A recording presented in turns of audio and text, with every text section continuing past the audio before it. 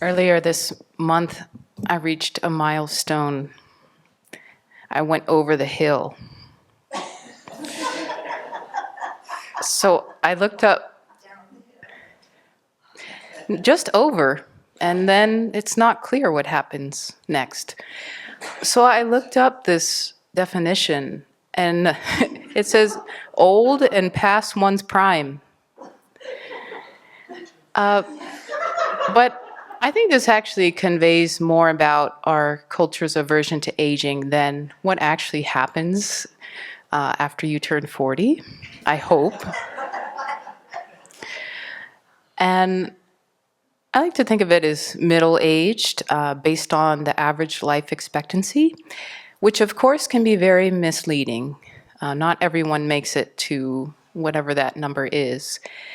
But assuming I do make it to 80, around there, I am halfway through my life. And that brings a certain kind of awareness to it.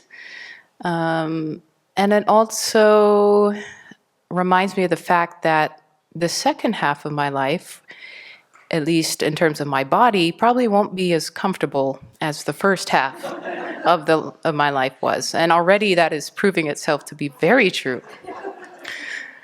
But the good news is that the mental suffering doesn't have to be more in the second half of my life.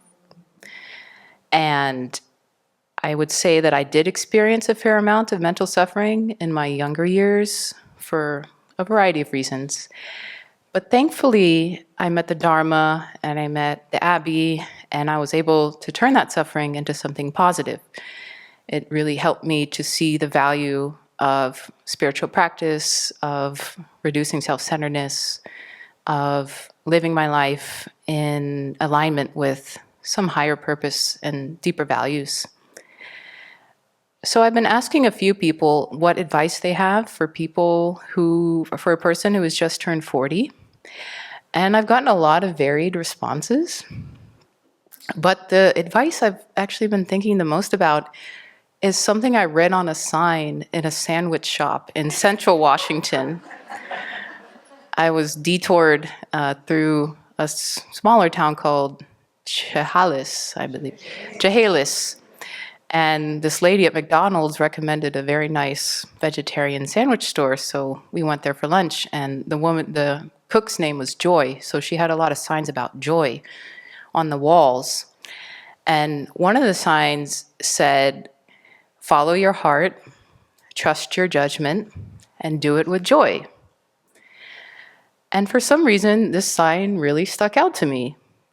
It is a little bit corny, but the middle part of trust your judgment, I was like, I've never really seen that on a sign before. So I've been thinking about how to apply these words of advice to my life and how to see them in a Buddhist context. So follow your heart. I would say that is pretty much the essence of my spiritual practice, why I'm here today, right now at the Abbey, instead of sitting in an office in Washington, D.C.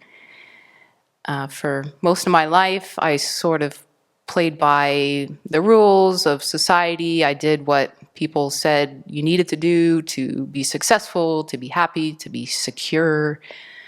And I ended up feeling like a walking corpse. And so I really had to develop the courage to admit I'm not happy. And that required courage because just admitting you're not happy doesn't automatically present solutions to your problem. I mean, just like the Buddha, he realized he was deeply unhappy, but he had to go out into the wilderness and meet with 2 teachers and then do ascetic practices for 6 years before he actually found the solution. And yeah, so stepping away from what's comfortable and familiar is really not always easy, but it definitely brings a level of inspiration and joy and fulfillment that living a life based on fear never could. And I was thinking how my previous job, it really was intellectually stimulating, but it really lacked a moral compass to it. And I just have this memory of this. We were in a meeting at the State Department, and I was working in the human trafficking office. And each year they put out a report that ranks countries based on how they're doing in terms of fighting human trafficking. And it's very contentious within the State Department because there are some people who want to preserve that relationship with the country. And so they try to really encourage the Human Trafficking Office to downgrade their negative assessment of that particular country. They want to just, sweep it under the rug. And of course, the people in the Human Trafficking Office are like, are you crazy? This is like such a terrible human rights abuse. How could you be asking us to do that? And it gets very contentious. There's a lot of bad blood that comes about. And so I saw that firsthand. There was a very intelligent, very well-meaning person from that country office who was in a meeting with us, and we were talking about the ranking, and he was flat out lying about what the country was actually doing. And it was really obvious. He was not a good liar. But it was really heartbreaking to see someone who was so well educated. There's so many lawyers in the State Department, so well educated, so articulate, so intelligent, actually well-meaning, but yet you're put in a position where you feel like you have no choice. You have to put across this position. And often in international relations, that's an unethical position from a Buddhist point of view. You have to defend killing, you have to defend theft and lying and all those kinds of things. So I could see that just the intellect alone is not enough to be happy. And there's this quote by Albert Einstein, which I find kind of encapsulates this. He says, "We should take care not to make the intellect our God. It has, of course, powerful muscles, but no personality." And I would add, it has no moral compass. So yeah, following your heart means listening to that nagging you might have in the back of your mind that you should do something different and actually doing it. Don't be afraid. And also to always include the need for love and compassion, for caring about the welfare of others. This has to be part of your life or else you won't be happy. But following your intuition, your heart by itself, without any kind of guidance, it's not necessarily going to lead to something good. You could become a skydiver or, I don't know, many other things that have questionable value, long-term value. So there's the trust your judgment part. And as I said, this has been what I've been reflecting on the most. And it's because as a younger person, you're told you really don't know anything, so you better listen to older people, the authorities, and they're going to tell you what to do. So then there's the question, how can I ever legitimately come to trust my own judgment? And so what I've come up with is that you can do this if you follow and associate with the wise. So these are people who have developed genuine contentment and happiness and balance in their lives. And you hear this in the scriptures, associate with the wise. So studying scriptures, Buddhist scriptures, that's another way that you can come to. And if you internalize that, the lessons and the teachings, you come to be able to rely on yourself. And then constantly analyzing your motivations and your actions and to see what results do these actually bring. So having good judgment, I think somewhat surprisingly, it involves being still open to learning, admitting that you don't know everything. And for some reason, this was contradictory, but now I'm starting to get more comfortable with that. That being wise and having limitations, they are not mutually exclusive. And that developing wisdom takes a lot of humility and a willingness to make mistakes.